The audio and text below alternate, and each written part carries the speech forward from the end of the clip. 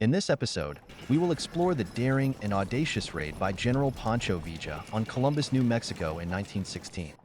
We'll unravel the dramatic events and motivations that drove the Mexican rebel and his men to boldly invade the United States.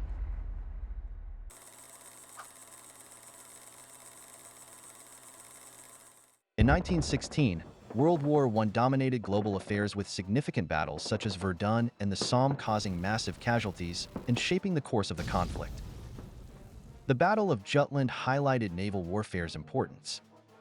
The year also witnessed the re-election of President Woodrow Wilson.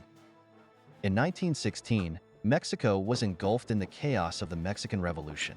The year was marked by intense conflict between various revolutionary factions, most notably between the forces of Venustiano Carranza and Pancho Villa. Before we continue, please consider liking this video, subscribing, and leaving a comment below with your thoughts. Your support helps us bring more exciting content to you.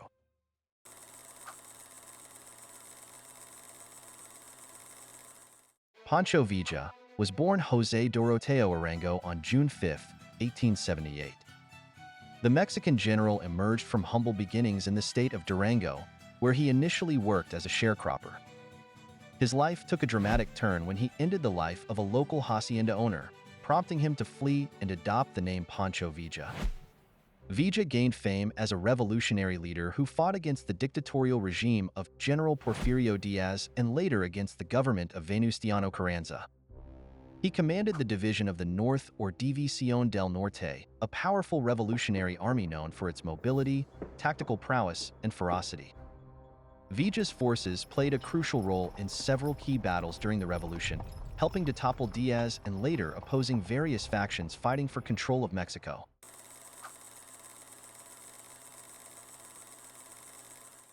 Columbus, New Mexico, is a small village located in Luna County, near the U.S.-Mexico border. It lies approximately 3 miles north of the border with Mexico and about 30 miles south of Deming.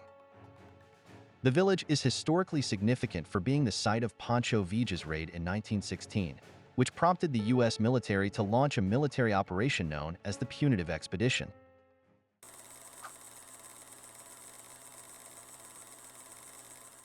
During the previous year, Villa's own revolutionary army, the powerful Division of the North, had been almost destroyed in a series of terrible battles fought against the Constitutionalist Army, led by General Alvaro Obregón.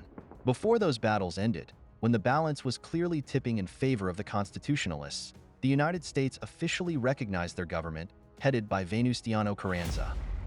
Feeling betrayed by the U.S., the Mexican general vowed revenge. He devised a plan that would send shockwaves across the border and force the American government to take notice.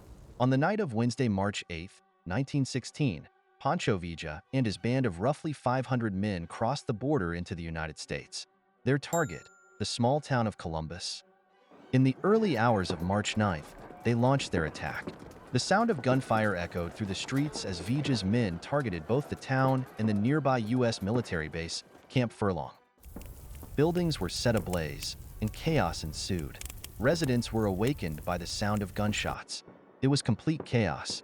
Villa's men were everywhere, shooting, looting, and burning everything in their path. Despite being taken by surprise, the Americans quickly recovered. Soon after the raid began, 2nd Lieutenant John P. Lucas, commanding the 13th Cavalry's machine gun troops, made his way barefooted from his quarters to the camp's barracks. He organized a hasty defense around the camp's guard tent with 2 Hotchkiss M1909 Bene Mercy machine guns. Lucas was soon joined by the remainder of his unit and 30 troopers armed with M1903 Springfield rifles and 2 more machine guns. The troops' 4 machine guns fired more than 5,000 rounds apiece during a 90-minute fight, their targets illuminated by fires of burning buildings. In addition, many of the townspeople armed themselves with rifles and shotguns joined the fight. The Villistas fought the American troops and civilians until a bugler sounded the order to retreat.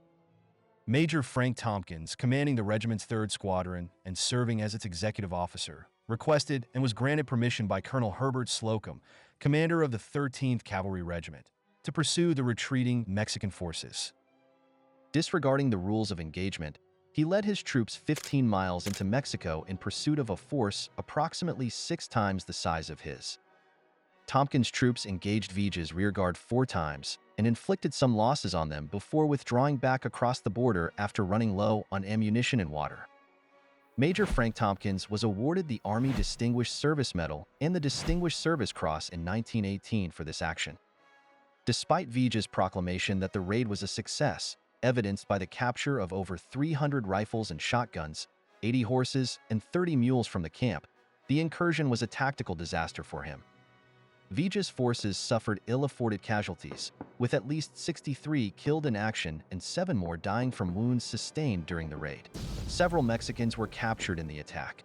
Of those men, 7 were tried. 1 had his sentence commuted to life in prison, while the remaining 6 were convicted and executed by hanging.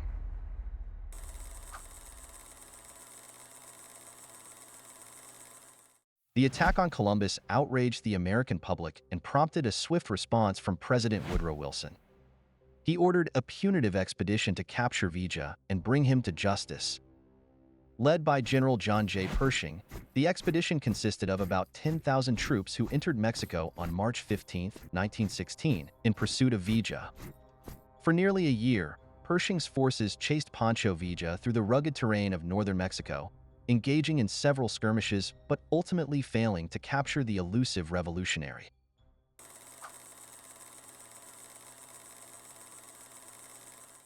The raid on Columbus and the subsequent punitive expedition had far-reaching implications. While Villa evaded capture, the raid highlighted the instability in the region and the complexities of U.S.-Mexico relations. Pancho Villa invaded the United States in 1916 for several reasons. Retaliation and revenge. Villa felt betrayed by the United States after their support shifted to his rival, Venustiano Carranza, during the Mexican Revolution. Villa had previously received support from the U.S., but when the Americans recognized Carranza's government in 1915, he saw it as a betrayal. Demonstration of power. Villa aimed to demonstrate his power and capability to both his followers and his enemies. By attacking U.S. territory, he intended to show that he was still a formidable force to be reckoned with. Political and military strategy. Villa hoped that by provoking the U.S., he could force Carranza to divert his attention and resources to dealing with the predictable American retaliation, thus weakening his position in Mexico. Symbolic attack. The raid was also meant to be a symbolic attack against U.S. imperialism and intervention in Mexican affairs, highlighting the broader context of resentment towards foreign influence.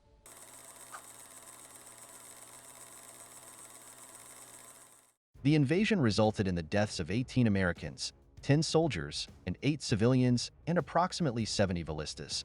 However, other sources provide conflicting figures. Significant damage was inflicted on the town, including the burning of several buildings. The United States government wasted no time in responding. National Guard units from around the United States were called up, and by the end of August 1916, over 100,000 troops were on the border. As mentioned before, the raid on Columbus resulted in the creation of the Punitive Expedition led by General Pershing to track down and capture or kill Villa. Pershing's men scoured portions of northern Mexico for nearly a year, but Villa was not found. In this operation, the United States made significant advancements by using Curtiss Jenny airplanes for reconnaissance and trucks to carry supplies, marking the first time the Army employed both technologies in a military campaign.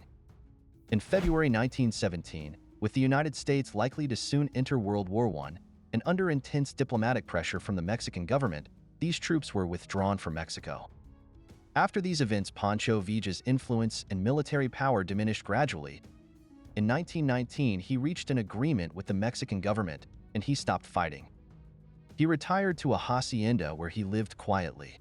However, on July 20, 1923, Villa was assassinated in an ambush while visiting the City of Peril, most likely on the orders of political enemies Plutarco Elias Calles and President Alvaro Obregón. Colonel Herbert Slocum, the commander of the 13th U.S. Cavalry Regiment, was exonerated for his failure to prevent the Columbus attack by a board of inquiry led by United States Secretary of War Newton Deal Baker Jr. Slocum remained on active duty with the Army through World War I and retired when he reached the mandatory retirement age of 64 on April 25, 1919. Colonel Slocum passed away on March 29, 1928, in Washington, D.C. His remains are buried in Arlington National Cemetery. This brings us to the end of this video. We hope you enjoyed it. If you did, please consider giving it a thumbs up. Also, don't forget to subscribe and activate the notifications bell.